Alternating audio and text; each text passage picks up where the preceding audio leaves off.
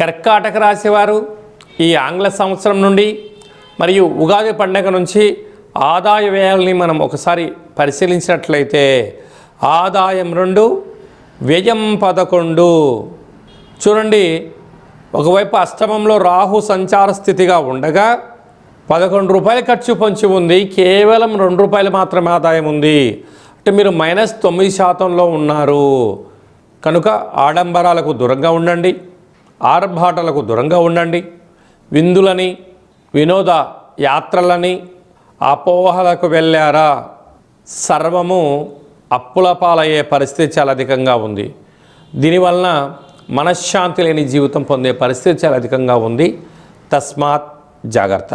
అదే కాకుండా రాజ్యపూజ్యం 4, అవమానం 7. మీ దగ్గర ఎవరైతే బాగా పనిచేస్తున్నారో, మీరు ఎవరినైతే బాగా నమ్ముతున్నారో వారికి డబ్బులు కానీ వస్తువులు కానీ ఇచ్చారా, తిరిగి రాకపోగా వారి చేతనే మీరు అవమానాలు పడడం, నిందలు పడడం, పోలీస్ స్టేషన్లు, కోర్టు మెట్లు ఎక్కడం, అనేక రకాలమైన ఈతి బాధలకు మీరు కేంద్ర బిందువు అయ్యే పరిస్థితి ఉంటుంది. కనుక ఉన్నదాన్ని ఇచ్చుకోవడం ఎందుకు, లేని అపవాదులు మూట కట్టుకోవడం ఎందుకు, అనారోగ్య సమస్యలను పీక మీద తెచ్చుకునేదానికన్నా మౌనం, ధ్యానం, ఏకాగ్రత, సూర్య నమస్కారం చాలా అవసరం అని చెప్పి గుర్తుపెట్టుకోగలగాలి.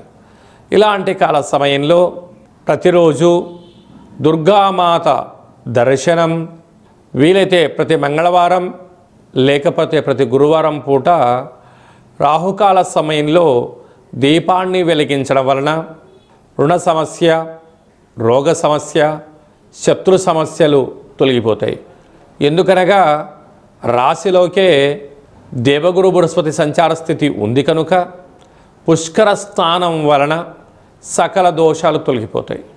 మార్కెటింగ్ రంగంలో ఉండబడిన వారు, రియల్ ఎస్టేట్ రంగంలో ఉండబడిన వారు, ఆహార ఉత్పత్తులు, చేతి వృత్తులు, అలాగనే సంపూర్ణమైనటువంటి మార్కెటింగ్ రంగంలో ఉండబడిన వారు, వ్యాపారస్తులు, వ్యవసాయ సోదరీమణులు ఎంతో జాగ్రత్తగా ఉండాలి అని చెప్పి జ్యోతిర్విజ్ఞానం తెలియచేస్తుంది.